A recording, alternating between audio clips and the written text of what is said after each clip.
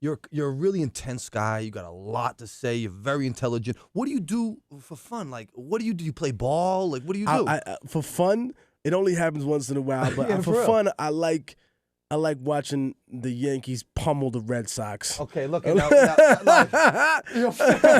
I like watching the Mets pummel the Red Sox. Are you shitting me right now? Are you kidding me? Is this really happening? Like, we talk about Afghanistan. I'm like, this is fine. He starts talking about the Sox. Now we get issues. You know? Yeah, you know it's funny. Every time I go to Boston too, it'll be the same thing. I'll get like right to the toll right there, right off the 80, and then there'll be a guy in there with like a booth, and he's like, I'm like, what's the toll? He's like, oh, $4 for cars, and I'm like, all right, man. He'll have like a Sox hat on. I'll turn the Yankees on, and I'll just look at him, and he'll start laughing. I'll start laughing. I'm like, yo, man. I'm not giving your state no money, my dude.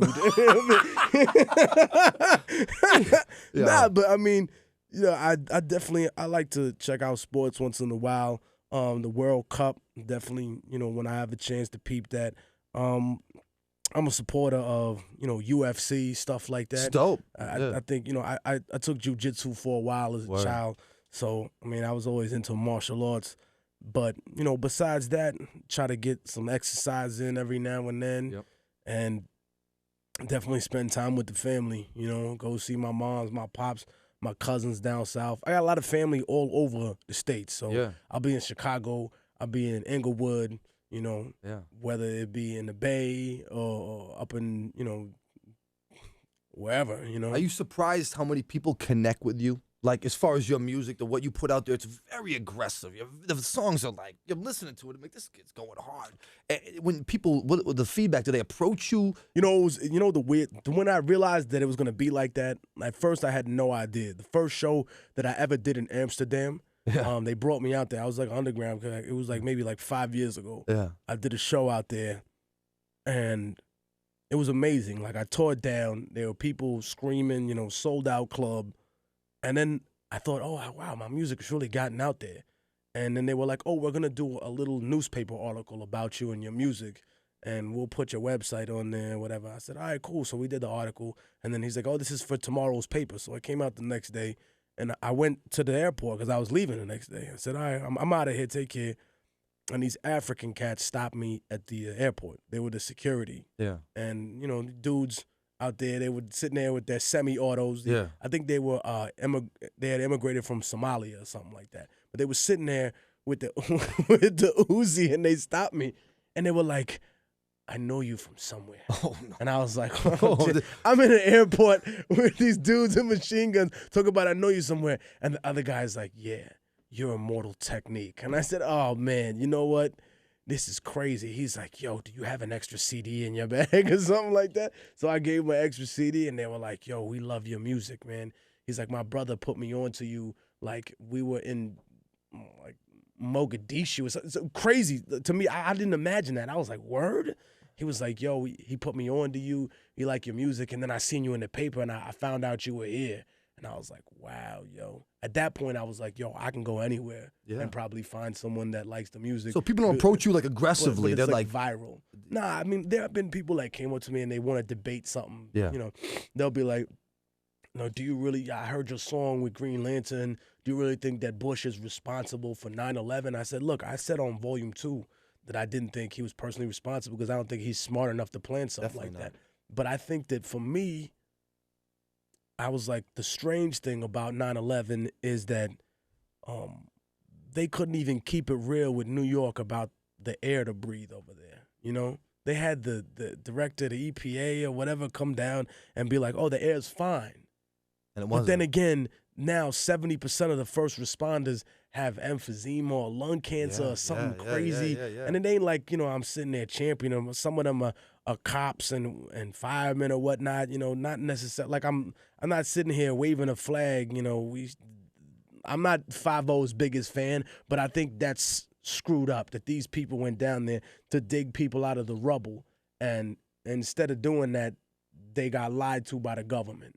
And now and that makes me wonder, what else did you lie about? You know, it's a common thread. Like, these are things that you were in touch with people like this before. After going to Afghanistan, I actually visited one of Bin Laden's old summer homes that when he ran out of favor with the U.S., they dropped a missile not just on his crib, but on the room where he was staying and on the side of the room where he slept. Yo, I keep it 100. Yo, fam, I went to Curry College in Milton, Massachusetts. 9/11 hit. One of Bin Laden's nephews or nieces went to school with me, and they were locking down airfare. Like, you couldn't fly anywhere. Right. But they got them kids out of there. Right. But I'm saying, see, the interesting thing to me is that there's so many things that I think a conservative person or a person who would think to themselves, I love America, and anyone who doesn't love America the way I love America doesn't really love America. And I said to them, yo, look, homie, there's some things that are just so suspect about this that you can't really, say that I can't really say that I believe the government's version 100%. I'm not going to come up here with a whole gang of stuff and just throw it out there to beg you to believe it. But I'm just saying that I feel like they didn't tell the whole truth about it. And you know what? If someone can sit here and try to prove that to me, then I'm more than willing to have a debate with them. And sometimes people come up to me and they say, whoa, what about this? Or what about, they want to talk about, the CIA involvement in Latin America. Or they'll tell me, my brother was killed by a right-wing militia squad in El Salvador. People they come up to me with all sorts of questions and conversations and stuff like that. So, I rhyme about being a revolutionary. I do revolutionary things. Yeah, you live it. This is the life I chose. I'm going to have people that come up to me for the rest of my life and ask me questions like this, and I don't mind because I'm fully capable of dealing with it. I don't have to hide from my fans. I don't have to hide from my supporters. I don't have to hide from the people that are soldiering for me out there. That's not what it is. I don't have an anxiety disorder or superiority complex like some other rappers that are afraid of the people that buy their music. They don't want to talk to nobody. They want to be in a trailer somewhere with Freestyle or something and green M&Ms. And that's fine. I mean, some people, they live life like some Louis XVI thing. They think that they're better than other people. I think the only thing that separates, and most of those people, surprisingly enough, don't even really have skill enough to rap well. Yes, I did. Yes, I did. Made a mistake. Yes, I did. Living this type of life makes you go faster than you expect to sometimes.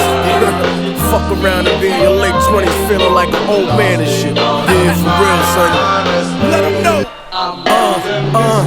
It's hard to breathe and hard to run when your lungs blacken. Coughing up blood like, what the fuck happened?